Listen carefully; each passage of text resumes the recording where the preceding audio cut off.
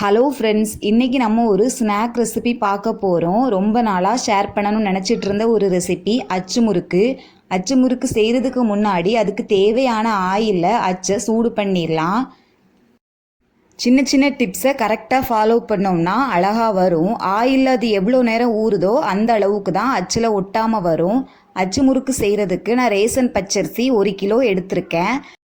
அதை நல்லா 6-7 தண்ணி கழுவிட்டு ஃபேனில் ஒரு அரை மணி நேரம் காய வச்சு மிக்சியில் பவுடர் பண்ணி சலிச்சு வச்சுருக்கேன். அதை சலிச்சதுக்கு அப்புறமா கொரகொரப்பாக இருக்கிறத நம்ம வேஸ்ட் பண்ண வேண்டாம். இட்லிக்கு அரிசி ஊற போடும்போது அதையும் சேர்த்து ஊற போட்டு அரைச்சிடலாம். 1 கிலோ அரிசிக்கு அரை மூடி தேங்காவை பால் எடுத்து வச்சுருக்கேன். நல்ல திக்கான பாலாக எடுத்து வச்சுக்கணும். அதில் 3 கப் சர்க்கரை, அதாவது 1/4 கிலோ சர்க்கரையை நல்லா கரைச்சிடலாம்.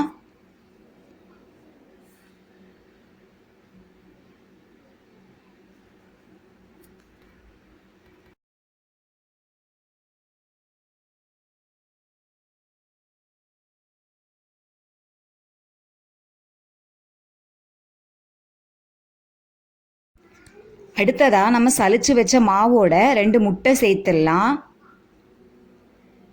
முட்டை சேர்த்ததுக்கு அப்புறமா நம்ம சர்க்கரை கரைச்சி வச்சிருக்க தேங்காய் பால் மிக்ஸையும் அதில் சேர்த்துடலாம்.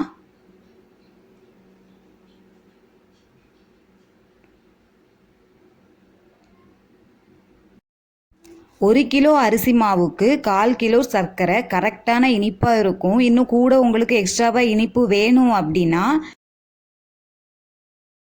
ஒரு அரை கப் சேர்த்துடலாம்.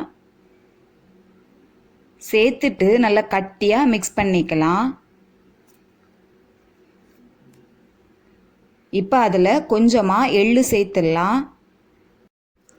சேர்த்து மிக்ஸ் பண்ணிடலாம். அடுத்ததாக நம்ம அடுப்பை ஆஃப் பண்ணிட்டோம். அதை மறுபடியும் பற்ற வச்சுட்டு அந்த அச்சை மாவில் ஃபுல்லாக நனைக்காமல் ஒரு 3/4 வாசி மட்டும் நனைச்சிட்டு ஆயிலில் பொரிச்சு எடுத்துடலாம்.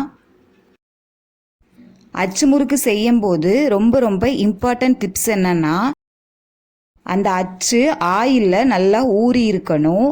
அடுத்ததாக நம்ம அச்சை மாவில் நனைக்கும் போது அச்சு ஃபுல்லாக நனைஞ்சிடக்கூடாது, 3/4 வாசி தான் நனைஞ்சிருக்கணும்.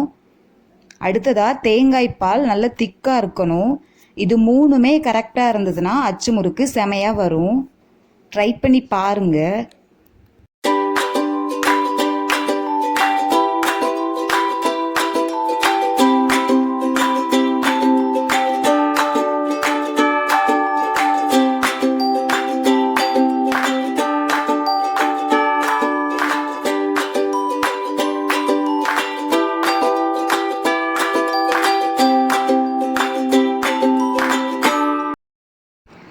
மாவு சொட்டு சொட்டாக விழுந்து இந்த மாதிரி ஆகும். இதை நம்ம அப்பப்போ கரண்டி வச்சு எடுத்துகிட்டே இருக்கணும். ட்ரை பண்ணி பாருங்கள். வீடியோ பிடிச்சிருந்ததுன்னா லைக் பண்ணுங்கள், ஷேர் பண்ணுங்கள், கமெண்ட் பண்ணுங்கள். சேனலை இன்னும் சப்ஸ்கிரைப் பண்ணலைன்னா சப்ஸ்கிரைப் பண்ணுங்கள். தேங்க்ஸ் ஃபார் வாட்சிங்.